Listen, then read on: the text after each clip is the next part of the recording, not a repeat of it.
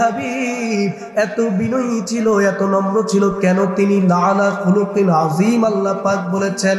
যখন নবী মক্কা থেকে মদিনার জমিনে যখন আগমন করলেন, সাহাবা একরামরা প্রত্যেকে তার ঘরে নবীকে নেওয়ার জন্য, নবীকে একটু খাবার খাওয়ানোর জন্য, নবীর মেহমানদারি করার জন্য প্রত্যেকেই নিজের ঘরে আয়োজন করেছে। কিন্তু সবার ঘরে যাওয়া সম্ভব না, কথা বলেন ঠিক কিনা? জিবরাইল আমিন এসে বলেন, ইয়া রাসূলুল্লাহ, ইয়া হাবিবাল্লাহ, আল্লাহর তরফ থেকে ঘোষণা এসেছে, আপনি যদি একজনের কাছে যান আরেকজনের কাছে না গেলে সে মন খারাপ করবে। এই জন্য আপনি বলে দেন আপনার যে উটটা আছে আপনি এটা ছেড়ে দিবেন, এটা যার ঘরে দুয়ারে গিয়ে বসে আপনি তার ঘরে যাবেন, তাইলে আপনার কোনো দায় থাকবে না। এমনটাই করা হলো। আবু আইয়ুব আনসারীর ঘরের সামনে উটটা গিয়া যখন থামলো, তিনিই হয়ে গেলেন নবীর মেজবান, নবী হলেন তার ঘরের মেহমান। জোরে বলেন সুবহানাল্লাহ। এর পিছনে লম্বা ঘটনা, সেইটার বলবো না। মিলাদুন নবীর মাহফিল, মিলাদুন নবীর দিকে চলে যাবে। তারপরে যদি সংক্ষিপ্তভাবে বলতে হয়, কেন এত ঘর থাকতে আল্লাহর নবীর নির্দিষ্ট একজন সাহাবীর ঘরের সামনে তার উটটা থামলো? কারণ আছে। নবী আসার 1000 বছর আগে মক্কার জমিনের মধ্যে একজন বাচ্চা, যার কিতাবের মধ্যে নাম এসেছে বাচ্চা তুব্বে আউয়াল হুমাইরি, তিনি মুসলমান হয়েছেন রাদিয়াল্লাহু তাআলা আনহু। নবীজি আসার 1000 বছর আগে মক্কার জমিনে আসলেন। মক্কার জমিনে আসার সময় তিনার সাথে শত শত উট ছিল, শত শত হেকিম ছিল, তিনার আলেম ছিল, অর্থাৎ শিক্ষিত জ্ঞানী ছিল। 1000 মানুষ নিয়ে ঘোড়া, তিনি ঝাঁকজমক নিয়ে, স্বর্ণালঙ্কার নিয়ে তিনি বিভিন্ন দেশে সফরে বের হলেন। সফরে বের হতে হতে এমন সময় এমন একটা জায়গায় তিনি চলে আসলেন, যেই জায়গাটা হলো মক্কাতুল মুকাররমা, কাবা শরীফের এখানে যখন চলে আসলেন তিনি দেখলেন এখানে অনেক মানুষের ভিড়। মানুষগুলো একটা ঘরকে অনেক সম্মান করতেছে, আর কেউ তাদের দিকে এত একটা দৃষ্টিপাত করতেছে না, ফিরেও তাকাইতেছে না। বাদশার মনে একটু খারাপ লাগলো যে আমি সব জায়গায় যাই, আমাদের দিকে মানুষ ছুটে আসে আমাদেরকে দেখার জন্য, কিন্তু এই একটা এলাকা আজব, মানুষ একটা ঘরকে এত সম্মান করতেছে, কিন্তু আমরা যে এত ঝাঁকজমকভাবে আসলাম আমাদের প্রতি তাদের এত আকর্ষণ নাই, কারণটা কি? তখন বলল যে ঘরটা হলো কাবা শরীফ, এই ঘরটা হলো তাদের আল্লাহর ঘর, এই জন্য মানুষ এই ঘরে ইবাদত করে। তো প্রায় সময় রাজা বাদশাদের আসা যাওয়া এই ঘরের আশেপাশে হয়, বহু রাজা বাদশারা এই ঘরের সামনে এসে গোলামি করে, এগুলা দেখতে দেখতে তারা অভ্যস্ত হয়ে গেছে, এই জন্য তাদের আকর্ষণ কম, এত আকর্ষণ নাই। তখন তিনি বলেন, আমার যে টাকা পয়সা আছে, সৈন্য সামন্ত আছে, তাইলে ঘরটা আমি রাখবো না, এই ঘরটা আমি ধ্বংস করে ফেলব। জোরে পড়েন নাউযুবিল্লাহ। এটা কি কখনো সম্ভব? এই নিয়ত যখন তিনি করলেন, করার সাথে সাথে তিনি অসুস্থ হয়ে গেলেন। আল্লাহু আকবার পড়েন। এখন তিনার সাথে 100 হেকিম আছে, রাজকীয় সফর, 100 হেকিম, বড় বড় নামি দামি হেকিম, স্থানীয়, একের পর এক আসতেছে যাইতেছে, কেউ এই রোগের চিকিৎসা দিতে পারে না। তখন তাদের যারা আলেম আছে, জ্ঞানী গুণী আছে, বিজ্ঞানী আছে, তারা বললেন যে আমরা এই কাবার চত্বরের আশেপাশের মক্কার জমিনের মাটি আমরা শুকে দেখেছি, গবেষণা করে দেখেছি, আমাদের কিতাবের মধ্যে যেই বর্ণনা দেওয়া আছে আখিরি নবীর জন্মস্থানের ভূমি সম্পর্কে, এই মাটির সাথে কিতাবের সাথে হুবহু মিল, তাইলে এটা কোনো সাধারণ ঘটনা, এই জমিনের মধ্যে আখিরি নবীর জন্ম হয়। সুবহানাল্লাহ। তো তিনি পরামর্শ দিল, বাদশাহ আপনি হয়তো বেয়াদবি করেছেন, আপনি এই ঘরের যেই আপনি বেয়াদবি করেছেন আপনি তওবা করেন এবং এই ঘরের মালিক তথা আল্লাহর কাছে আপনি মাফ চান। যখন মাফ চাইলো আস্তে আস্তে তিনি সুস্থ হওয়া শুরু করলেন। তখন তিনি নিয়ত করলেন এই ঘরটা তিনি সাজিয়ে দিবেন। তখন যেই আলেমরা আছে তারা বলতেছে, বাদশাহ বেয়াদবি মাফ করবেন, আমরা তো এই জায়গা ছেড়ে আর কখনো যাইতে চাইবো না। তো কি করতে হবে? যে আমাদেরকে আপনি এখানেই ব্যবস্থা করে দেন। ঠিক আছে, 40 জন আলেম বাছাই করা হলো, যারা এইখানে তাদের ঘরবাড়ি সবকিছু, ব্যবসা বাণিজ্য যা লাগে সব করে দেওয়া হবে।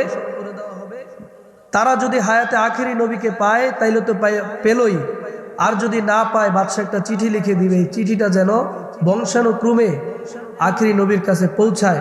এবং এখান থেকে তারা যেতে যেতে মদিনার জমিনে গেছে যে এই জায়গার ভিতরে নবী হিজরত করবে, এটাও সেই কিতাবে লেখা আছে, আরেক নবীর উম্মত তারা। তো কিতাবের মধ্যে আসছে এই জায়গার মধ্যে নবী হিজরত করবে। তো এইখানেও নবীর জন্য একটা দোতলা মাটির বাড়ি করে দিয়েছে, যে কখনো যদি নবীকে বংশানুক্রমে কেউ পায় তাহলে যেন এই ঘরটা নবীকে দেয় এবং আমার চিঠিটা যেন নবীর কাছে পৌঁছায় দেয়।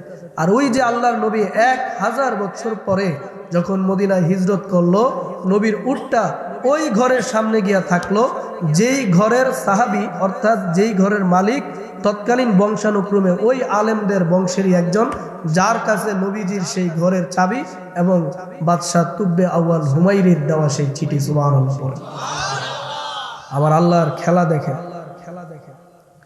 তারপরে যখন নবীজি ওই ঘরে প্রবেশ করবে তখন বলল, হুজুর, ইয়া রাসূলুল্লাহ, ইয়া হাবিবাল্লাহ, আপনার জন্য আমার বংশানুক্রমে একটা চিঠি আমরা বহন করে আসতেছি, এই চিঠিটা আপনি আগে পড়েন। চিঠিটা নবী পড়ল, সেখানে নবীকে সালাম জানানো হলো এবং নবীকে বলা হলো, ইয়া রাসূলুল্লাহ, আমি আপনার উপর ঈমান আনতেছি, আপনি আমাকে কবুল করেন। তখন আল্লাহ রাসূল সবাইকে শোনায় বলল যে বাদশাহ তুব্বে আওয়াল হুমায়রি হাসরের ময়দানে আমার উম্মতের কাতারে থাকবে। সুবহানাল্লাহ। আমার নবী দুনিয়াতে আসে নাই, 1000 বছর আগে নবীর উম্মত দুনিয়াতে হয়ে গেছে। সুবহানাল্লাহ। আর অনেকে বলে নবী 40 বছর পরে নবী হয়েছে। নবী জন্মর আগে থেকেই নবী ছিল, সৃষ্টির শুরু থেকেই নবী ছিল, কিন্তু নবুয়ত প্রকাশ হয়েছে 40 বছরে। ঠিক নেবে ঠিক বলে। আল্লাহ পাক আমাদেরকে যেভাবে রেখেছিলেন, যেভাবে রেখেছেন, যেভাবে রাখবেন, আওয়াজ করে দিল থেকে বলেন, আমার আল্লাহর প্রতি, আল্লাহর প্রত্যেকটা সিদ্ধান্তের প্রতি আমরা খুশি না বেজার? আমাদের কোনো অভিযোগ আছে? এখন আমাদের দাবি একটাই, আমাদের ভুল বেয়াদবি মাফ করে যেন আল্লাহ আমাদের প্রতি খুশি হয়ে যায়। পড়েন আমিন। আল্লাহ রাসূলও যেন আমাদের প্রতি খুশি হয়ে যায়। পড়েন আমিন। রজব মাস যখন চলে আসলো, আল্লাহর হাবিবের মাধ্যমে আমাদেরকে একটা সুযোগ দিল, হাবিব আপনার উম্মতরা যেন এই দোয়া করে, কারণ আল্লাহ রাসূল আল্লাহর কথা ছাড়া কোনো কিছু বলে না। আল্লাহ রাসূল শিখায়া দিল, উম্মত এই দোয়াটা বারবার করো। কেন এত হায়াত দরকার? রমাদান আসলে কি হবে, রমাদান আসলে কত লাভ? কারণ আল্লাহর হাবিব জানে রমাদান যদি কোনো বান্দা তার জীবনে একবার পায়, সে যেন গুনাহগুলো মাফ করানোর আরেকটা সুযোগ পেল এবং আরেকটা চান্স পেল, আরেকবার জান্নাতে যাওয়ার আরেকটা মহা সুযোগ সে পেয়ে গেল। আবার এই রমজান মাসের মধ্যে এমন একটা রাত আছে যেই রাতটা 1000 বছরের চাইতেও দামি। জেনে থাকলে আওয়াজ করে বলেন সেই রাতটার নাম কি? না, রমজান মাসে শবে কদর অর্থাৎ লাইলাতুল কদর। রব্বুল আলামিন কোন রাতকে অন্যান্য রাতের চাইতে সম্মানিত করেছেন, কোন দিনকে অন্যান্য দিনের চাইতে সম্মানিত করেছেন। কিন্তু আল্লাহ পাক কোন দিনের নামে, কোন রাতের নামে, কোন বিশেষ কোন মুহূর্তের নামে আল্লাহ পাক 114টা সূরার মধ্যে কোন একটা সূরা নাজিল করে নাই। কিন্তু শুধুমাত্র এমন একটা রাত লাইলাতুল কদর, শুধুমাত্র একটা রাতকে কেন্দ্র করে আল্লাহ পাক একটা সূরা নাজিল করেছেন। জোরে বলেন সুবহানাল্লাহ। আল্লাহর হাবিব বেজার হয়ে বসে আছেন। নবীজির দাদা আব্দুল মুত্তালিব তিনি তো ঈমান আনে নাই, কিন্তু আল্লাহর হাবিবকে মহব্বত করত, সব সময় ছায়া দিত। কিন্তু তিনি যখন ইন্তেকাল করলেন, আল্লাহ রাসূলের মাথা থেকে যেন একটা ছায়া চলে গেল। আরেকদিকে আম্মাজান খাদিজাতুল কুবরা রাদিয়াল্লাহু তাআলা আনহা, যিনি ছিলেন মক্কার মধ্যে সবচাইতে ধনী নারী, কিন্তু আল্লাহ রাসূলকে জীবনের সকল সম্পদগুলো তিনি ইসলামের জন্য দান করে দিয়েছেন। জোরে বলেন সুবহানাল্লাহ। মা খাদিজাতুল কুবরা যখন ইন্তেকাল করলেন, একদিকে মা খাদিজাতুল কুবরা দুইজন আপনজনকে হারায়া আল্লাহর হাবিবের মনটা খারাপ হয়ে গেছে, আল্লাহর হাবিবের মনটা বেজার হয়ে গেছে। আল্লাহ পাক বলেন, ওয়াইদ বিতালা ইব্রাহিমা ফাতাম্মাহুন্না ক্বালা ইন্নী জাইলুকা লিন্নাসি ইমামা। হাবিব আপনি স্মরণ করুন আপনার পিতা ইব্রাহিমের কথা। একটার পর একটা পরীক্ষায় আমি ইব্রাহিমের নিয়েছি, আমার ইব্রাহিম প্রত্যেকটা পরীক্ষার মধ্যে সফল হয়েছে। এই জন্য আমি আল্লাহ পৃথিবীর সকল মানুষের ইমাম হিসেবে আমার ইব্রাহিমকে ঘোষণা করে দিয়েছি। কিয়ামত পর্যন্ত যত মানুষ আসবে, যত ধর্মের মানুষ আসবে, সবাই মত পার্থক্য থাকলেও কিন্তু ইব্রাহিম নবীকে সব ধর্মের মানুষ ইমাম মানবে। জোরে বলুন সুবহানাল্লাহ। আল্লাহ পাক আল্লাহর হাবিবকে সান্ত্বনা দিচ্ছেন।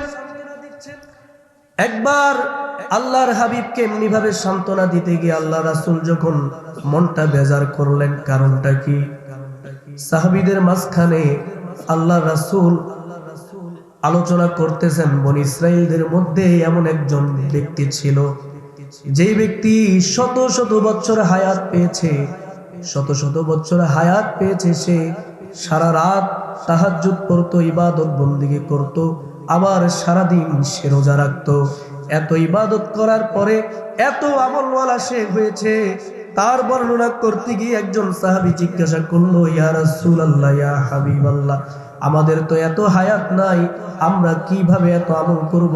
আল্লাহ রাসূল বললেন, আমার উম্মতি বা বাইনা আসিত্তিন ইলা 70, আমার উম্মতের গড় হায়াত হবে 60 থেকে 70 বছর। বলেন 60 থেকে। এখনো কিন্তু আমরা মূল আলোচনায় যাই নাই, বুঝাইতেছি যেহেতু অবাল্লিগনা রমাদান কেন বললাম, রজব মাস যেহেতু। 60 থেকে 70 বছরের হায়াত আমার উম্মতরা পাবে। আল্লাহর হাবিব এই কথা বলার সাথে সাথে মাথা মোবারকটা নিচের দিকে দিয়া রাসূলের চক্ষুদ্বয় মোবারক থেকে টপ টপ করে পানি পড়তেছে। আল্লাহ,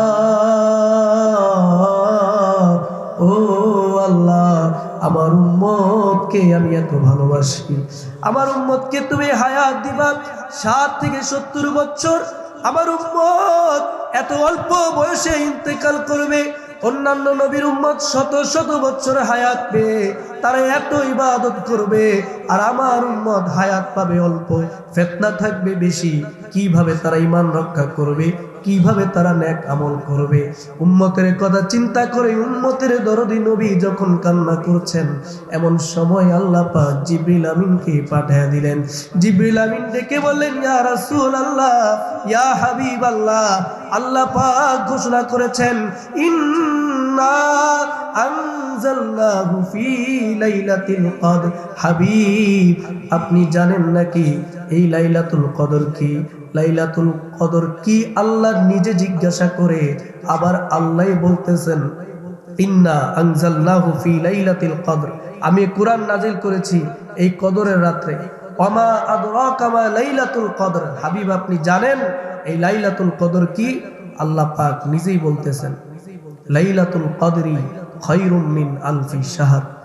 হাবিব, এই লাইলাতুল কদর হলো এমন একটা রাত, অন্য নবীর উম্মত 1000 বছর রাত দিন ইবাদত করলে যতটুকু নেক আমল তাদের সওয়াবের মধ্যে লেখা হবে, তাদের আমলের মধ্যে লেখা হবে, আপনার কোন উম্মত যদি এই লাইলাতুল কদর চলে আসে, সে যদি রমজানের এই বেজর রাত্রে এই লাইলাতুল কদর যদি সে পেয়ে যায়, এই এক রাত্রে ইবাদত করলে অন্যান্য নবীর উম্মতের 1000 রাত্রের ইবাদতের সমান সওয়াব আমি আল্লাহ পাক তাদের আমলনামায় লিখে দিব।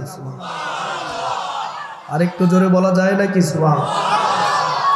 আখিরি নবীর উম্মত হয়ে আমরা খুশি না বেজার? বলেন, ডান হাত তুলে বলেন খুশি না বেজার? আওয়াজ করে একটা তাকবীর দিতে পারবেন নি? মোহাম্মত নেই কি আছে নাকি? নারে তাকবীর, আল্লাহ, নারে রিসালাত, ইয়াসিন জিন্দাবাদ। 60 নলের যত মানুষ আছে সবাই জিন্দাবাদ। বলেন জিন্দাবাদ। সবাই তো জিন্দা থাকা লাগবে, কি বলেন ঠিক না? এখন জিন্দা থাকলো একদিন না একদিন তো মুর্দা হতেই হবে। কি শুধু যারা প্যান্ডেলে আছে তাদেরকেই মরতে হবে? যারা বাহিরে আছে তাদেরকে মরতে হবে না? যারা বাড়িতে আছে তাদের মরতে হবে না? এজন্য মরতে যেহেতু হবে, আসুন দুনিয়ায় থাকতে জান্নাতের বাগানটাতে একবার ঘুরে যান, বসেন, আল্লাহ রাসূলের 2টা কথা শুনেন। হতে পারে কোনো একটা কথা আপনার দিলের মধ্যে যখন আটকে যাবে, আপনার জীবন পরিবর্তন হতে এটাও একটা উসিলা হতে পারে কি পারে না? বলে অনেক মানুষ এখন তো ওয়াজ মাহফিল আর ওয়াজ মাহফিলের মতো নাই।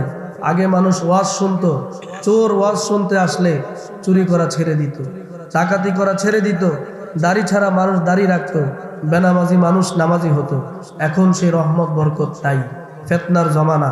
তারপরও আপনারা দুনিয়ার কোনো লোভের জন্য নয়, লাভের জন্য নয়, কোনো লালসায় নয়, একমাত্র আল্লাহ এবং আল্লাহ রাসূলকে সন্তুষ্ট করার জন্য আল্লাহর ওলিদের স্মরণের এই মাহফিলে, এই মিলাদুন নবীর মাহফিলে যারা উপস্থিত হয়েছেন, আমরা আশা রাখি আল্লাহ এই দুনিয়াতে আমরা যেন ইমানি জিন্দেগি যাপন করতে পারি, ইমান নিয়ে যেন মরতে পারি, ইমান নিয়ে যেন বাঁচতে পারি। আজকে যে কথাগুলো শুনবো, প্রত্যেকটা কথা আমাকে আপনাকে সবাইকে আল্লাহ যেন আমল করার তৌফিক দান করে, পড়েন আমিন। আরো জোরে পড়েন আল্লাহুম্মা আমিন। আল্লাহর হাবিব সাল্লাল্লাহু আলাইহি ওয়াসাল্লাম এই জন্য আমাদেরকে রজব মাসে দোয়া করতে শিখিয়েছেন। আমার মনে হয় ইমাম সাহেব আপনাদেরকে দোয়াটা শিখিয়ে দিয়েছে। এখন থেকে বারবার এই দোয়াটা বেশি বেশি পড়বেন, কারণ যদি হায়াত আল্লাহ নেয়, রমজান মাসে যেন নেয়। মনে রাখবেন, রমজান মাসেও মৃত্যুর সংবাদ মাইকে এলান হয়, রমজান মাসেও জানাজা হয়, রমজান মাসেও দাফন কাফন হয়। আওয়াজ করে বলেন, রমজান মাসের ওই জানাজা, ওই দাফন, ওই মাইকের এলান যার হয়, ওই ব্যক্তিটা কি দুনিয়া এবং আখিরাতে দামি নাকি কম দামি? ওই রকম দামি মৃত্যু আমরা চাই কি চাই না বলেন? আরো জোরে বলেন, চাই কি না? আল্লাহ তুমি আমাদের সবারই চাওয়াকে পাওয়া হিসেবে কবুল করে নাও, পড়েন আমিন। আল্লাহর হাবিব সাল্লাল্লাহু আলাইহি ওয়াসাল্লাম রজব মাসের ফজিলত বর্ণনা করেছেন। 1 নাম্বার গেল। 2 নাম্বার, এই রজব মাসের 6 তারিখে যার উসিলায় আমি আপনি মুসলমান হয়েছি, গোটা ভারত উপমহাদেশের মধ্যে যার মাধ্যমে ইসলাম প্রচার হয়েছে, ইসলাম প্রবেশ করেছে, তিনি হলেন আজমিরি সিঞ্জিরি খাজা মঈনুদ্দিন গরিবে নওয়াজ মাইনুদ্দিন চিশতি রাদিয়াল্লাহু তাআলা আনহু। হুজুরে বলেন সুবহানাল্লাহ। এই রজব মাসের 6 তারিখে তিনার ওফাত বার্ষিকী ওরস, মারহাবা পড়েন। 2 দিক দিয়ে মাসটা বরকতময় হলো। আরো অনেক মহান মনীষী সাহাবায়ে তাবিঈন এই মাসে জন্মগ্রহণ করেছেন, ইন্তেকাল করেছেন। এবং 3 নাম্বার, মহিমান্বিত রজনী, পবিত্র শবে মেরাজ এই রজব মাসের 26 তারিখ দিবাগত রাত্রে। আলহামদুলিল্লাহ পড়েন। তাইলে এই মাসটার দাম কম না বেশি? বেশি। তাইলে বেশি হলে কি করতে হবে? আমাদেরকে আমল করতে হবে। জোরে বলেন, কি করতে হবে? আমল করতে হবে। যদি আমল না করি তাইলে আমাদের সব কিছু কি বৃথা। ওয়াজ বলেন, যা কিছু বলেন, যদি আমলটা হলো ফল, গাছ, তারপরে পরিচর্যা, গাছে পানি দেওয়া, লালন পালন, এই সব কিছু হলো বাদবাকি সব কিছু, কিন্তু মূল হচ্ছে ফল। তো আমলটা হচ্ছে সেই ফল। যদি সেটা না থাকে তাইলে গাছ, পাতা, লতা এগুলা দিয়ে তো আর হবে না, চাহিদা মেটাবে। তো যাই হোক, আমাদেরকে আমল করতে হবে। তাইলে 3 দিক থেকেই, আরো বিভিন্ন দিক থেকে রজব মাসটা বড় দামি। এমন একটা দামি মাসে আল্লাহ পাক যে আমাকে আপনাকে উপস্থিত করলো, আল্লাহর দরবারে একটু শুকরিয়া আদায় করার দরকার আছে না? কি বলেন? আপনারা কি কষ্ট পাইতেছেন? হরান হয়ে গেছেন? তাইলে একবার জবান খুলে বলেন আলহামদুলিল্লাহ। আরো জোরে বলেন আলহামদুলিল্লাহ।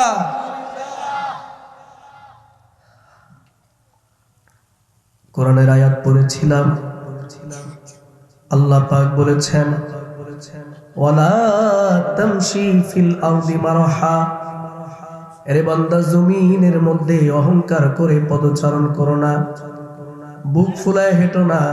এটাই হলো আমার আজকের আলোচনার বিষয়। অহংকার করে জমিনের মধ্যে চলো না। ইন্নাকা লান তাখরিকাল আরদ ওয়া লান তাবলুগাল জিবালা তুলা, তুমি বুক ফুলায়া হাঁটার কারণে জমিনের মধ্যে ফাটল সৃষ্টি ধরাতে পারবে না।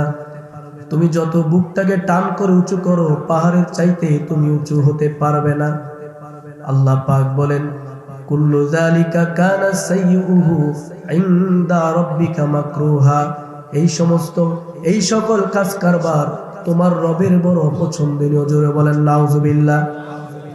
আমাদের সমাজের মধ্যে বর্তমানে এমন অনেক লোক আছে, আগে টাকা ছিল না, এখন ছেলে বিদেশে গেছে, এখন একটু টাকা হয়েছে, বাড়ি হয়েছে, এখন আর মানুষকে মানুষ মনে করে না। আছে না নাই বলেন?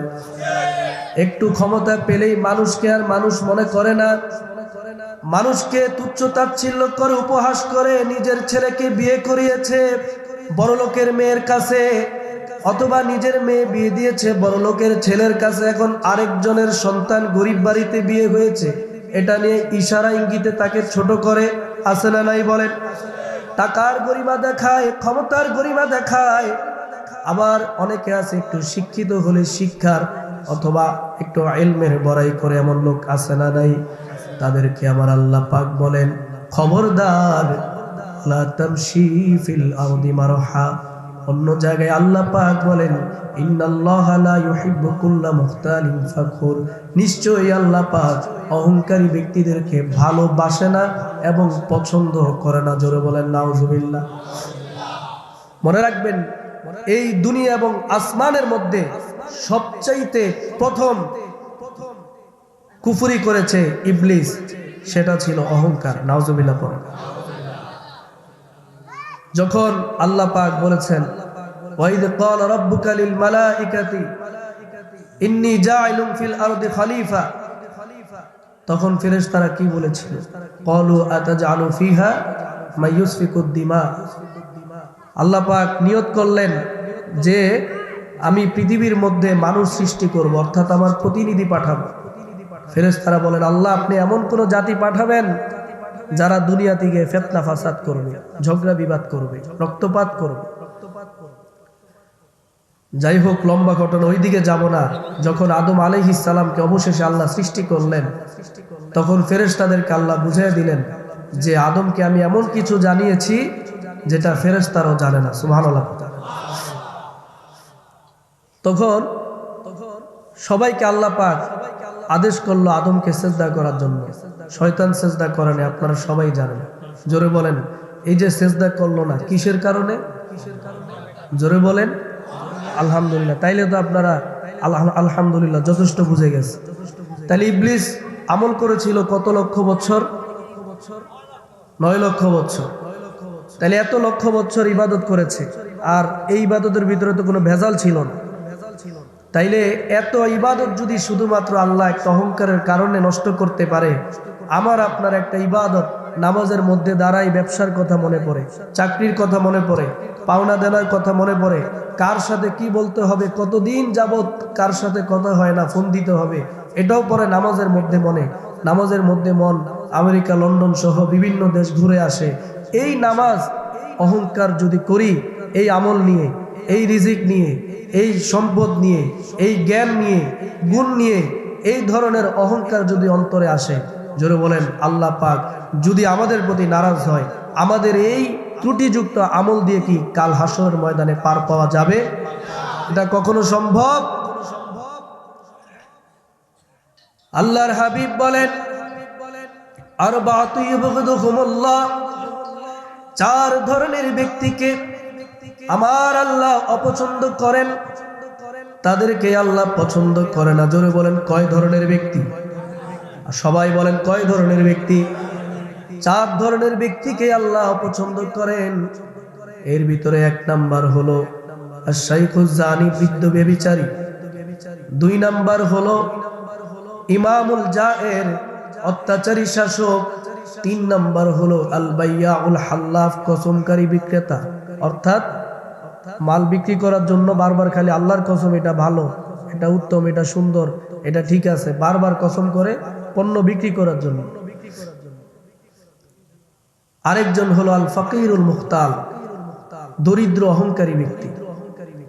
এই 4 ধরনের ব্যক্তির দিকে আল্লাহ পাক হাসরের ময়দানে যাদেরকে যাদেরকে সাক্ষাৎ দিবে, দেখা দিবে, কিন্তু তাদের দিকে আল্লাহ ফিরায়ও তাকাবে না। নাউজুবিল্লাহ করবেন। অথচ আল্লাহকে দেখার স্বাদ আমাদের, দেখার ইচ্ছা আমাদের আছে না নাই? হাসরের ময়দানে যখন বিচার হয়ে যাবে, জান্নাতীদের জন্য জান্নাত নির্ধারিত হয়ে যাবে, আল্লাহ পাক পর্দার আড়াল থেকে ফেরেশতাদেরকে বলবে, ফেরেশতারা তাদেরকে বলো, তোমাদের জান্নাত পেয়ে গেছো, যার যার জান্নাতে সে চলে যাও। তোমাদের কোনো কিছু চাওয়ার আছে কিনা? কেউ বলবে আল্লাহ আমার অমুককে জান্নাতে চাই, কেউ বলবে আল্লাহ আমার জান্নাতে এটা চাই ওটা চাই, কেউ কারো কারো আত্মীয় স্বজন মহাব্বতের মানুষের জন্য সুপারিশ করবে। আল্লাহ পাক শেষ মুহূর্তে বলবেন, বান্দা আর কোনো চাওয়া আছে নাকি? চাওয়া যদি পূরণ হয়ে যায়, যাও যাও, যার যার জান্নাতে তোমরা চলে যাও। সবাই তখন খুশি মনে পুলকিত হৃদয়ানত নয়নে একেবারে খুশি হয়ে সবাই সেদিন যার যার জান্নাতে চলে যাবে। কিন্তু কিছু মানুষ সেদিন দাঁড়ায় থাকবে, ফেরেশতাদেরকে আল্লাহ বলবেন, ফেরেশতারা রে, তারা কেন দাঁড়ায় আছে? তাদেরকে তো তাদের সকল চাওয়াগুলো পূর্ণ করে দেওয়া হয়েছে, কেন তারা দাঁড়ায় আছে? তাদের চাওয়াটা কি? তাদের কি কোনো চাওয়ার বাকি আছে নাকি? জিজ্ঞাসা করো তারা কেন যাচ্ছে না। ফেরেশতারা যখন জিজ্ঞাসা করবে তখন ওই বান্দারা ডেকে বলবেন, আল্লাহ আমরা তো জান্নাতের জন্য শীতের রাত্রে 3টা বাজে উঠে তাহাজ্জুদের নামাজ পড়ি নাই। ওগো আল্লাহ আমরা তো জান্নাতের জন্য শুধু দাঁড়িয়ে রাখি নাই, আমরা তো জান্নাতের জন্য শুধু নামাজ পড়ি নাই। ওগো আল্লাহ শুধু জান্নাতের জন্য গভীর রজনীতে চোখের পানি ফালাই নাই, শুধুমাত্র জান্নাতের জন্যই তো আমরা দুনিয়াতে আমল করি নাই। কত সময় হারামের অফার এসেছে, আমরা রিজেক্ট করেছি, অ্যাকসেপ্ট করি নাই। কখনো সুদ এসেছে, ওগো আল্লাহ আমরা সুদ খাই নাই। কখনো ব্যভিচার করার সুযোগ দিকে ফিরেও তাকাই নাই। মানুষের ক্ষতি করার সুযোগ এসেছে, চাইলে পারতাম। ওগো আল্লাহ আমরা ওইটা করি না, শুধুমাত্র জান্নাতের লোভে নয়, জাহান্নামের ভয়ে নয়। ওগো আল্লাহ সব সময় তোমার নবীর হাদিসে শুনেছি, আলেম ওলামারা সব সময় জানিয়েছেন, হাসরের ময়দানে এই সকল কাজগুলো করলে, আবার এই সকল কাজগুলো থেকে বিরত থাকলে হাসরের ময়দানে ওগো আল্লাহ নাকি তোমাকে 2 নয়নে দেখা যাবে। ওগো আল্লাহ জান্নাত চাই না, তোমাকে একটাবার দেখতে চাই। ওগো আল্লাহ তুমি আমাদেরকে একবার দেখা দাও, এইটাই আমাদের চাওয়া। জোরে বলেন সুবহানাল্লাহ। আল্লাহ ডেকে বলে, ফেরেশতারা রে, ও ফেরেশতারা আর দেরি করিস না, আমি জানি আমার বান্দার মনের চাওয়া। আল্লাহ পাক জানে কি জানে না বলেন? আল্লাহ বলেন, ফেরেশতারা রে, এরাই হলো আমার সেই বান্দা, এরাই হলো আমার সেই আশিক, সেই প্রেমিক, এরাই হলো আমার সেই খালেস বান্দা। তাদের মধ্যে আমি আল্লাহর মধ্যে যতগুলো পর্দা আছে প্রত্যেকটা পর্দা সরায়া দাও, আমার বান্দা আমাকে আজকে সরাসরি দেখতে পাবে। জোরে বলেন আল্লাহু আকবার। এই হাসরের ময়দানে আল্লাহকে দেখতে চাই কি চাই না? দুনিয়ার মধ্যে কেউ আল্লাহকে সরাসরি 2 চোখে দেখতে পারে না, কিন্তু এই রজব মাসের 26 তারিখ দিবাগত রাত্রে মেরাজ রজনীতে ফাকানা কাবা কাউসাইনি আও আদনা, 2 ধনুক এবং তীরের মধ্যখানে যেই পার্থক্য তার চাইতে বেশি কাছাকাছি ছিল মেরাজের রাত্রে আল্লাহ এবং আল্লাহ রাসূল সুবহানাল্লাহ।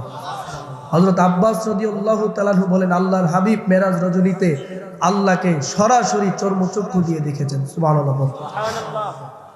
এজন্য যারা দুনিয়াতে নবীকে দেখতে পারবে তারাই কাল হাসরের ময়দানে আল্লাহকে দেখতে পারবে।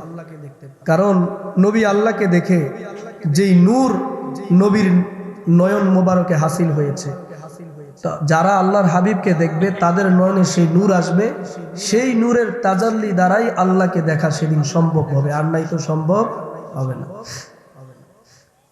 এজন্য আল্লাহকে দেখতে হলে আহমদী নয়ন দরকার। কালিমুল্লাহর নয়ন দিয়ে আল্লাহকে দেখা যায় না, কারণ কালিমুল্লাহ দেখতে পারে না। আহমদী নয়ন দরকার। সুবহানাল্লাহ পড়েন না? এজন্য ফরাজি গান্ধীর পীর সাহেব কেবলা আশেক রাসূল আল্লামা শেখ সৈয়দ মনজুর আহমদ রাদিয়াল্লাহু তাআলা আনহু কত সুন্দর করে বলেছেন। একটা কাসিদা গাইলে বেজার হবেন? আহমদেরি নয়ন আমায় দাও না পরওয়ার, আহাদ আমি খুঁজে পাবো যে দিদার, আহমদেরি নয়ন আমায় দাও না পরওয়ার, আহাদ আমি খুঁজে পাবো যে দিদার, আহমদেরি নয়ন আমায়। মারহাবা। কি কাসিদা লিখে গেছেন দেখছেন? এই কাসিদার পিছনে যে কত কোরআন হাদিসের নির্যাস লুকিয়ে আছে, একটা মানুষ কিন্তু সহজে পড়লে বুঝতে পারবে না। যে ফরাজি গান্ধীর পীর সাহেব হুজুর শুনলাম বাংলাদেশের সবচেয়ে শিক্ষিত পীর, বাংলা ইংরেজি সব দিক দিয়ে ডিগ্রি আছে, এত বড় আলেম, এত বড় শিক্ষিত হয়ে মদিনা ইউনিভার্সিটি, ঢাকা আলিয়া, ঢাকা ইউনিভার্সিটি এত জায়গা থেকে ফার্স্ট ক্লাস ফার্স্ট হওয়ার পরেও তিনি তেমন একটা বেশি কিতাবাদি লিখে নাই। তিনি সারা জীবন শুধু নবীজির শানে কাসিদা শরীফ লিখেছেন, গজল লিখেছেন, নাতে রাসুল, হামদে বাড়ি, তালা লিখেছেন। তো হুজুরে কিতাব লিখতে পারলো না, কিন্তু আসলে মনে রাখবেন গজল অনেকে লেখে, প্রত্যেকের লেখা কাজী নজরুল ইসলামের মতো নয়, প্রত্যেকের লেখা শেখ সাদির মতো নয়, প্রত্যেকের লেখা আল্লামা ইকবালের মতো নয়, প্রত্যেকের লেখা আমির খুসরুর মতো নয়, প্রত্যেকের লেখা আলা হজরতের মতো নয়, প্রত্যেকের লেখা আশেকে রাসুল শেখ মনজুর আহমদ রিফাই রাদিয়াল্লাহু তাআলার মতো নয়, প্রত্যেকের কবিতা কাজী নজরুল ইসলামের মতো নয়। সুবহানাল্লাহ পড়েন না। তিনাদের কথা শুনতে শোনা যায় সহজ সাধারণ, কিন্তু এর ভিতরে যে কত হাদিসের ব্যাখ্যা বিশ্লেষণ আলেম ওলামারা বুঝে, এই জন্যই তারা এত সম্মান করে। আল্লাহ পাক সে আল্লাহর ওলির নেক নেকা খাস তাওয়াজ্জু আমাদেরকে নসিব করুন, পড়েন আমিন। আরো জোরে পড়েন আল্লাহুম্মা আমিন। আসুন তিনার আরেকটা লেখা কাসিদা সবাই মিলে গাই, তারপরে আবার আলোচনা শুনবো। তোমাকে সপিতে মন মন চাই গো নবীজি, তোমারি নাম শুধুই গুনগুন গাই, তোমাকে সপিতে মন মন চাই গো নবীজি, তোমারি নাম শুধুই। আপনাদের কি কষ্ট হচ্ছে? দেখি তো দুই হাত তুলে দেখান তো কাদের কাদের কষ্ট হইতেছে। আমার দুই একজনের হইতেছে। এটা কি হোসে নাকি জোশে? এটা না বুঝে অনিচ্ছায়। আচ্ছা, কারা কারা খুশি আছেন ডান হাত তুলে দেখান দেখি।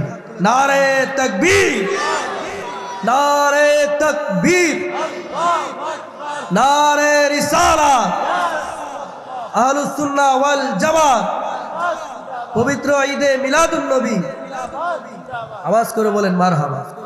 এবার সেই প্রথমবার যে দুরূদ শরীফ পড়েছিলেন মহাব্বত নিয়ে, নবীকে দেখার আশায়, হাসরের ময়দানে আল্লাহকে দেখার আশায় মহাব্বত নিয়ে পড়েন না।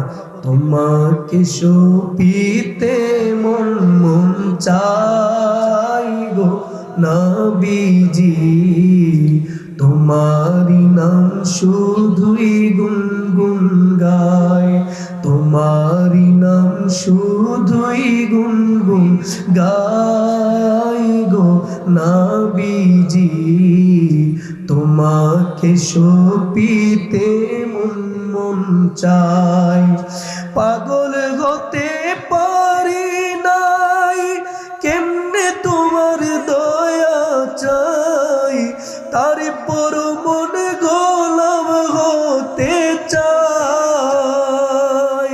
তুমি ছাড়া কে আছে, তুমি বিনে জীবন মিছে, নিদান কালে কে আছে সহায় গো নবীজি, তোমাকে সপিতে মন মন চাই, তোমাকে সপিতে মন মন চাই গো নবীজি, তোমারি নাম।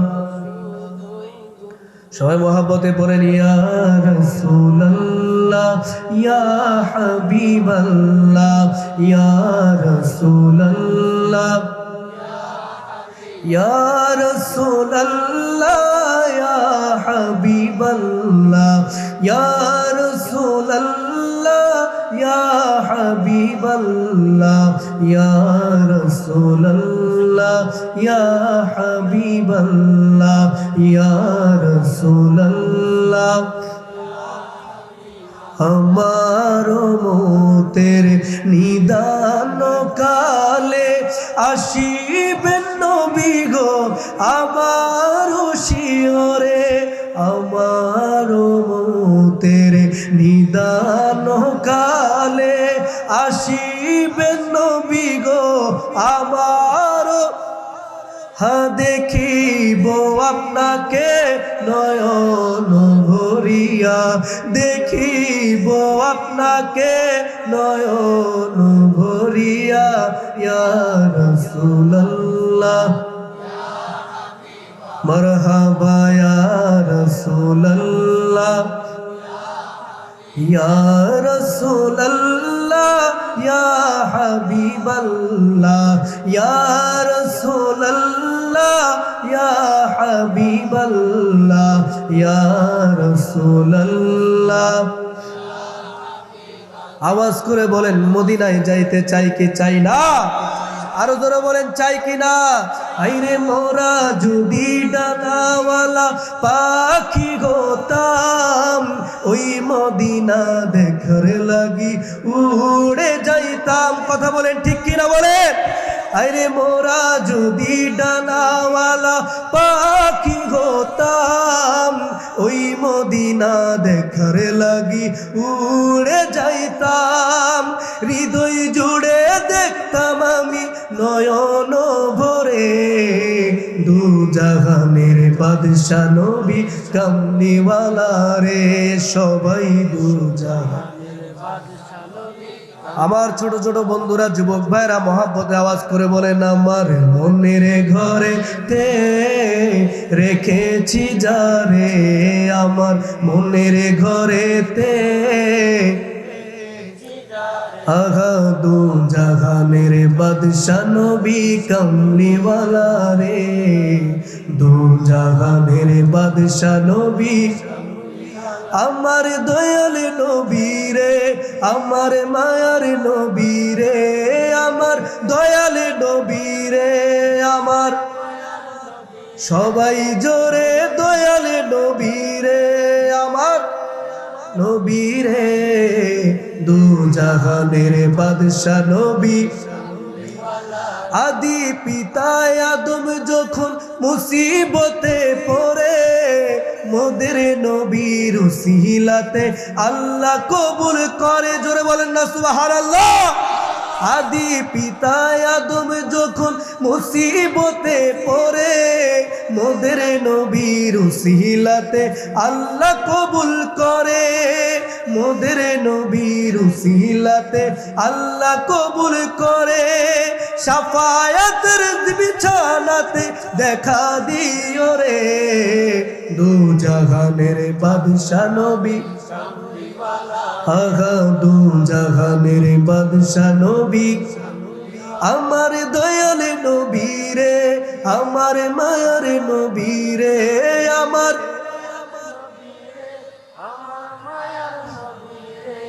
আগা দু জাহানের বাদশা নবী।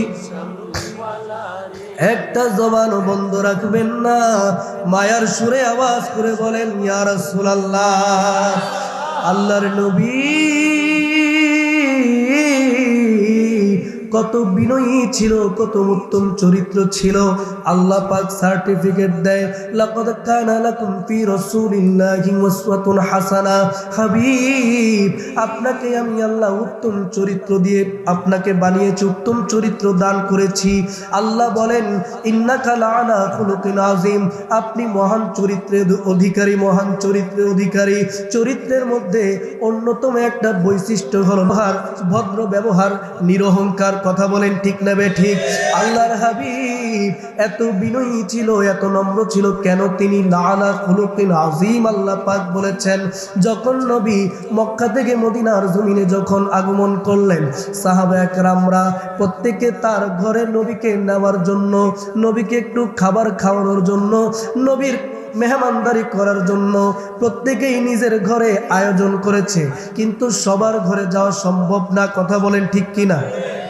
জিবরাইল আমিন এসে বলেন ইয়া রাসূলুল্লাহ, ইয়া হাবিবাল্লাহ, আল্লাহর তরফ থেকে ঘোষণা এসেছে আপনি যদি একজনের কাছে যান, আরেকজনের কাছে না গেলে সে মন খারাপ করবে। এই জন্য আপনি বলে দেন আপনার যে উটটা আছে আপনি এটা ছেড়ে দিবেন, এটা যার ঘরে দুয়ারে গিয়ে বসে আপনি তার ঘরে যাবেন, তাইলে আপনার কোনো দায় থাকবে না। এমনটাই করা হলো। আবু আইয়ুব আনসারীর ঘরের সামনে উটটা গিয়া যখন থামলো, তিনি হয়ে গেলেন নবীর মেজবান, নবী হলেন তার ঘরের মেহমান। জোরে বলেন সুবহানাল্লাহ। এর পিছনে লম্বা ঘটনা, সেইটার বলবো না। মিলাদুন নবীর মাহফিল, মিলাদুন নবীর দিকে চলে যাবে। তারপরে যদি সংক্ষিপ্তভাবে বলতে হয়, কেন এত ঘর থাকতে আল্লাহর নবীর নির্দিষ্ট একজন সাহাবীর ঘরের সামনে তার উটটা থামলো? কারণ আছে। নবী আসার 1000 বছর আগে মক্কার জমিনের মধ্যে একজন বাদশা, যার কিতাবের মধ্যে নাম এসেছে বাদশা তুব্বে আউয়াল হুমায়রি, তিনি মুসলমান হয়েছেন রাদিয়াল্লাহু তাআলা আনহু। নবীজি আসার 1000 বছর আগে মক্কার জমিনে আসলেন। মক্কার জমিনে আসার সময় তিনার সাথে শত শত উট ছিল, শত শত হেকিম ছিল, তিনার আলেম ছিল, অর্থাৎ শিক্ষিত জ্ঞানী ছিল। 1000 মানুষ নিয়ে ঘোড়া, তিনি ঝাঁকজমক নিয়ে, স্বর্ণালঙ্কার নিয়ে তিনি বিভিন্ন দেশে সফরে বের হলেন। সফরে বের হতে হতে এমন সময় এমন একটা জায়গায় তিনি চলে আসলেন, যেই জায়গাটা হলো মক্কাতুল মুকাররমা, কাবা শরীফের এখানে যখন চলে আসলেন, তিনি দেখলেন এখানে অনেক মানুষের ভিড়। মানুষগুলো একটা ঘরকে অনেক সম্মান করতেছে, আর কেউ তাদের দিকে এত একটা দৃষ্টিপাত করতেছে না, ফিরেও তাকাইতেছে না। বাদশার মনে একটু খারাপ লাগলো যে আমি সব জায়গায় যাই, আমাদের দিকে মানুষ ছুটে আসে আমাদেরকে দেখার জন্য, কিন্তু এই একটা এলাকা আজব, মানুষ একটা ঘরকে এত সম্মান করতেছে, কিন্তু আমরা যে এত ঝাঁকজমকভাবে আসলাম, আমাদের প্রতি তাদের এত আকর্ষণ নাই, কারণটা কি? তখন বলল যে ঘরটা হলো কাবা শরীফ, এই ঘরটা হলো তাদের আল্লাহর ঘর, এই জন্য মানুষ এই ঘরে ইবাদত করে। তো প্রায় সময় রাজা বাদশাদের আসা যাওয়া এই ঘরের আশেপাশে হয়, বহু রাজা বাদশারা এই ঘরের সামনে এসে গোলামি করে, এগুলা দেখতে দেখতে তারা অভ্যস্ত হয়ে গেছে, এই জন্য তাদের আকর্ষণ কম, এত আকর্ষণ নাই। তখন তিনি বলেন, আমার যে টাকা পয়সা আছে, সৈন্য সামন্ত আছে, তাইলে ঘরটা আমি রাখবো না, এই ঘরটা আমি ধ্বংস করে ফেলব। জোরে পড়েন নাউযুবিল্লাহ। এটা কি কখনো সম্ভব? এই নিয়ত যখন তিনি করলেন, করার সাথে সাথে তিনি অসুস্থ হয়ে গেলেন। আল্লাহু আকবার করে। এখন তিনার সাথে 100 হেকিম আছে, রাজকীয় সফর, 100 হেকিম, বড় বড় নামি দামি হেকিম, স্থানীয়, একের পর এক আসতেছে যাইতেছে, কেউ এই রোগের চিকিৎসা দিতে পারে না। তখন তাদের যারা আলেম আছে, জ্ঞানী গুণী আছে, বিজ্ঞানী আছে, তারা বললেন যে আমরা এই কাবার চত্বরের আশেপাশের মক্কার জমিনের মাটি আমরা শুকে দেখেছি, গবেষণা করে দেখেছি, আমাদের কিতাবের মধ্যে যেই বর্ণনা দেওয়া আছে আখিরি নবীর জন্মস্থানের ভূমি সম্পর্কে, এই মাটির সাথে কিতাবের সাথে হুবহু মিল, তাইলে এটা কোনো সাধারণ ঘর না, এই জমিনের মধ্যে আখিরি নবীর জন্ম হবে। সুবহানাল্লাহ। তো তিনি পরামর্শ দিল, বাদশাহ আপনি হয়তো বেয়াদবি করেছেন, আপনি এই ঘরের যেই আপনি বেয়াদবি করেছেন, আপনি তওবা করেন এবং এই ঘরের মালিক তথা আল্লাহর কাছে আপনি মাফ চান। যখন মাফ চাইলো, আস্তে আস্তে তিনি সুস্থ হওয়া শুরু করলেন। তখন তিনি নিয়ত করলেন এই ঘরটা তিনি সাজিয়ে দিবেন। তখন যেই আলেমরা আছে তারা বলতেছে, বাদশাহ বেয়াদবি মাফ করবেন, আমরা তো এই জায়গা ছেড়ে আর কখনো যাইতে চাইবো না। তো কি করতে হবে? যে আমাদেরকে আপনি এখানেই ব্যবস্থা করে দেন। ঠিক আছে, 40 জন আলেম বাছাই করা হলো, যারা এইখানে তাদের ঘরবাড়ি সবকিছু, ব্যবসা বাণিজ্য যা লাগে সব করে দেওয়া হবে। তারা যদি হায়াতে আখেরি নবীকে পায় তাইলে তো পেলই, আর যদি না পায় বাদশা একটা চিঠি লিখে দিবে, এই চিঠিটা যেন বংশানুক্রমে আখেরি নবীর কাছে পৌঁছায়। এবং এখান থেকে তারা যেতে যেতে মদিনার জমিনে গেছে, যে এই জায়গার মধ্যে নবী হিজরত করবে, এটাও সেই কিতাবে লেখা আছে। আরেক নবীর উম্মত তারা, তো কিতাবের মধ্যে আসছে এই জায়গার মধ্যে নবী হিজরত করবে। তো এইখানেও নবীর জন্য একটা দোতলা মাটির বাড়ি করে দিয়েছে, যে কখনো যদি নবীকে বংশানুক্রমে কেউ পায় তাহলে যেন এই ঘরটা নবীকে দেয় এবং আমার চিঠিটা যেন নবীর কাছে পৌঁছায় দেয়। আর ওই যে আল্লাহর নবী 1000 বছর পরে যখন মদিনায় হিজরত করলো, নবীর উটটা ওই ঘরের সামনে গিয়া থাকলো, যেই ঘরের সাহাবী অর্থাৎ যেই ঘরের মালিক তৎকালীন বংশানুক্রমে ওই আলেমদের বংশেরই একজন, যার কাছে নবীজির সেই ঘরের চাবি এবং বাদশাহ তুব্বে আউয়াল হুমায়রির দেওয়া সেই চিঠি। সুবহানাল্লাহ। আমার আল্লাহর খেলা দেখে। তারপরে যখন নবীজি ওই ঘরে প্রবেশ করবে তখন বলল, হুজুর, ইয়া রাসূলুল্লাহ, ইয়া হাবিবাল্লাহ, আপনার জন্য আমার বংশানুক্রমে একটা চিঠি আমরা বহন করে আসতেছি, এই চিঠিটা আপনি আগে পড়েন। চিঠিটা নবী পড়ল, সেখানে নবীকে সালাম জানানো হলো এবং নবীকে বলা হলো, ইয়া রাসূলুল্লাহ, আমি আপনার উপর ঈমান আনতেছি, আপনি আমাকে কবুল করেন। তখন আল্লাহ রাসূল সবাইকে শোনায় বলল যে বাদশাহ তুব্বা ওয়াল হুমাইরি হাসরের ময়দানে আমার উম্মতের কাতারে থাকবে। সুবহানাল্লাহ। আমার নবী দুনিয়াতে আসে নাই, 1000 বছর আগে নবীর উম্মত দুনিয়াতে হয়ে গেছে। সুবহানাল্লাহ।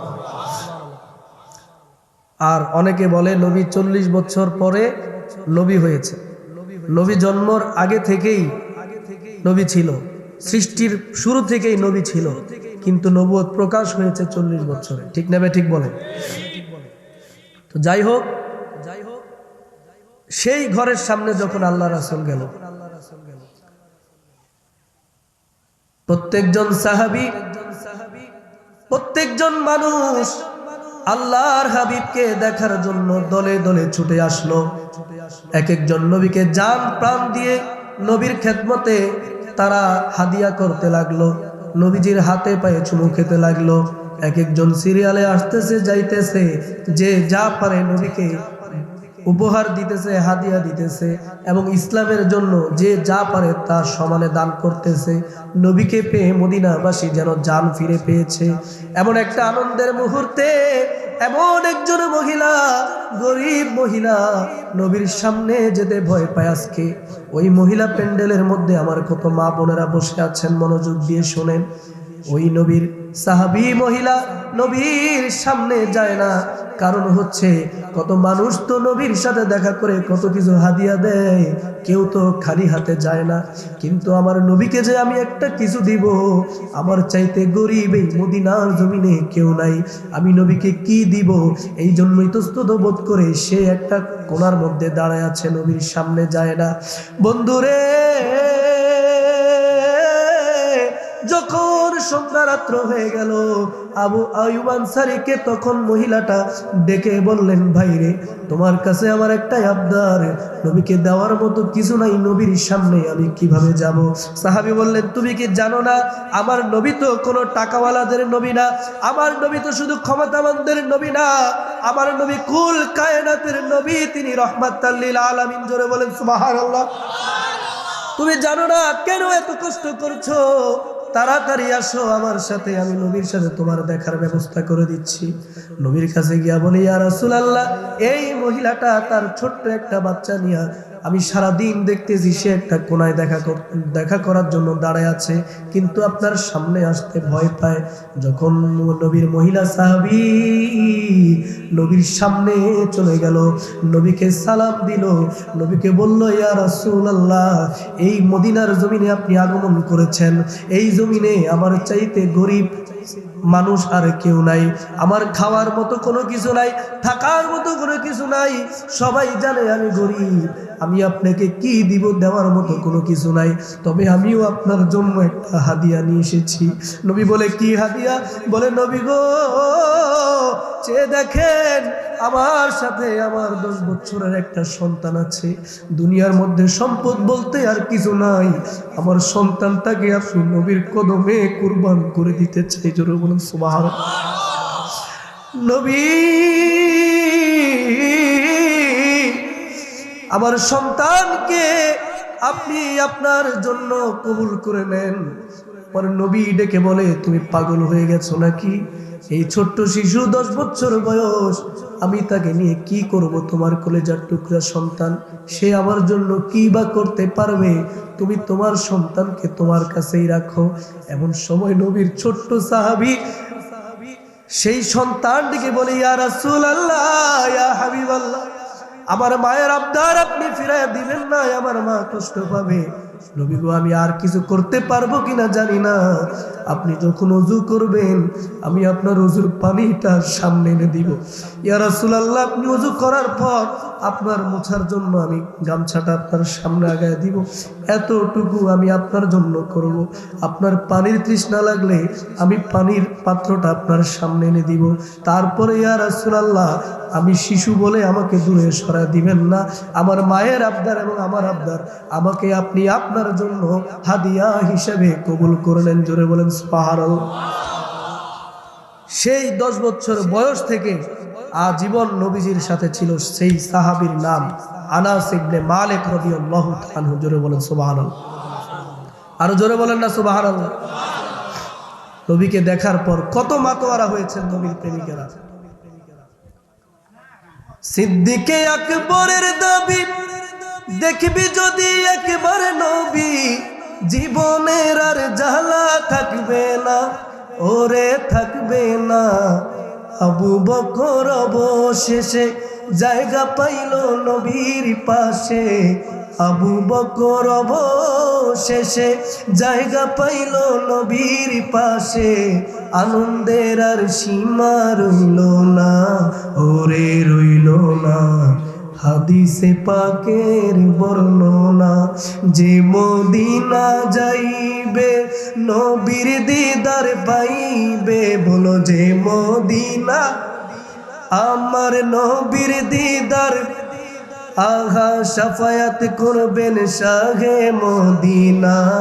বাবা শোনো না হাদিসে পাকের, কারণ নবীজি বলেছেন শাফাতি লি আহলিল কাবার, শাফায়াত হবে বড় বড় গুনাহগার উম্মতের জন্য। আল্লাহর হাবিব বলেন মান যারা কবরি ওয়াজাবাত লাহু শাফাতি, যেই ব্যক্তি আমি নবীর রওজা মুবারক জিয়ারত করবে তার জন্য আমি নবীর শাফায়াত ওয়াজিব হয়ে যাবে। জোরে বলেন আল্লাহু আকবার। নবীর চেহারা দেখে নবীর মহিলা সাহাবী সন্তানের মায়া ভুলে গেছে। নবীর ছোট্ট 10 বছরের সাহাবী আনাস ইবনে মালিক রাদিয়াল্লাহু তাআলা আনহু মায়ের কথা ভুলে গেছে, নবীর প্রেমে ফানা হয়ে গেছে। কি জন্য এটা বললাম, এত কথা বললাম, এটাও বলতেছি নবীকে দেখলে পাগল হবে না কেন? আবু হুরায়রা রাদিয়াল্লাহু তাআলা আনহু বলেন কান্নাশ শামসা তাজরি মিন ওয়াজিহি, যখন নবীর চেহারা মুবারকের দিকে তাকাইতাম মনে হতো যেন সূর্যটা নবীর চেহারার মধ্যে চমকাইতেছে। জোরে বলেন সুবহানাল্লাহ। আমার নবীর চাইতে সুন্দর পৃথিবীর মধ্যে কিছু দেখি নাই। হযরত জাবির ইবনে সামুরা রাদিয়াল্লাহু তাআলা আনহু বলেন পূর্ণিমার চাঁদের রাত্রে আমি উঠানের মধ্যে বসে আছি, আমার সামনে আল্লাহ রাসূল বসে আছে, নবীর গায়ের মধ্যে লাল ডোরা কাটা চাদর মোবারক নবী গায়ে দিয়ে বসে আছে।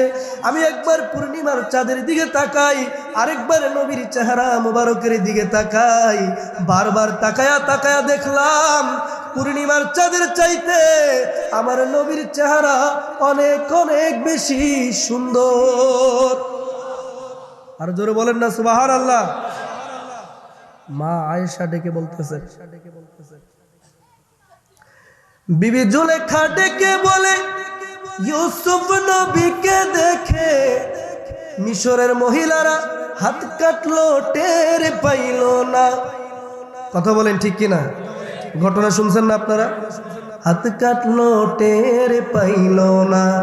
এবার শোনেন, আমার মা আয়েশা ডেকে কয় আমার নবীর সাথে যদি দেখা হয়, মা আয়েশা ডেকে কয় আমার নবীর সাথে যদি দেখা হয়, কলিজা কাটলেও টের পাবি না, ওরে পাবি না। হাদিসে পাকের বর্ণনা, বলো না হাদিসে পাকের, সবাই যে মদিনা যাইবে নবীর দিদার পাইবে, যে মদিনা যাইবে নবীর দিদার পাইবে, শাফায়াত করবেন শাহে মদিনা। বাবা শোনো না হাদিসে পাকের বর্ণনা, বলো না হাদিসে পাকের। মহাব্বতে পড়েন আল্লাহুম্মা সাল্লি আলা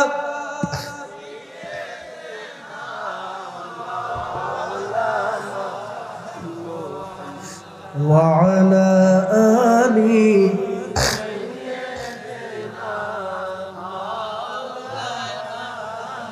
মুহাম্মাদ ওয়া আলা আলি।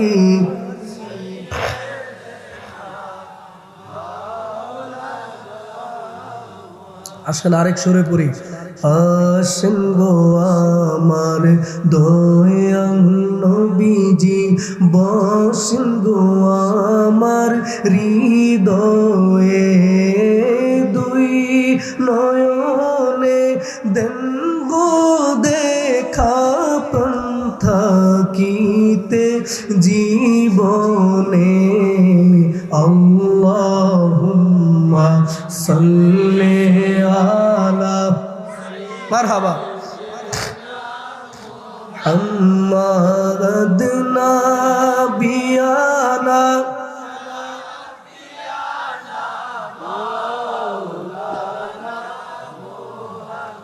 আমরা সবাই গুনাহগার গো নবীজি আপনায় চিনলাম না আমরা সবাই গুনাহগার গো নবীজি আপনায় চিনলাম না তাই সেই কারণে রোজ হাসরে আমাদেরকে ভুইলেন না আল্লাহুম্মা সাল্লি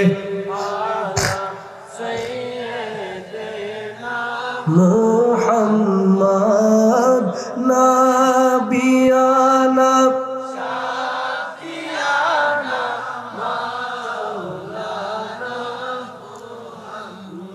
বন্ধুরে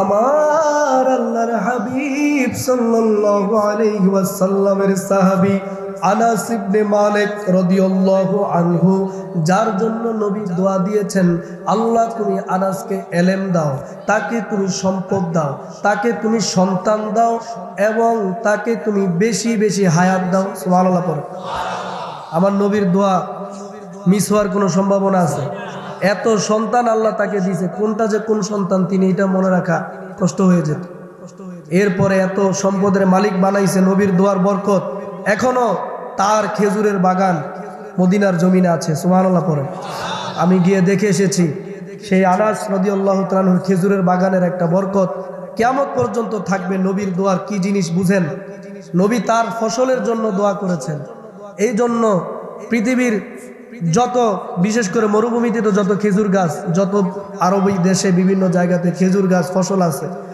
সব সাহাবী তৎকালীন সময়েও প্রত্যেকের ফসল হতো বছরে একবার মানে সিজনে একবার আর আনাস রাদিয়াল্লাহু তাআলা প্রত্যেকটা ফসল এবং ফল সিজনে হতো দুইবার সুবহানাল্লাহ নবীর দোয়ার বরকত আল্লাহু আকবার বলেন নবীর দোয়ার বরকত আছে বলেই তো মা আয়েশা সিদ্দিকাকে একবার নবী বলতেছেন আয়েশা তুমি বলো তো তুমি আমার কাছে কি চাও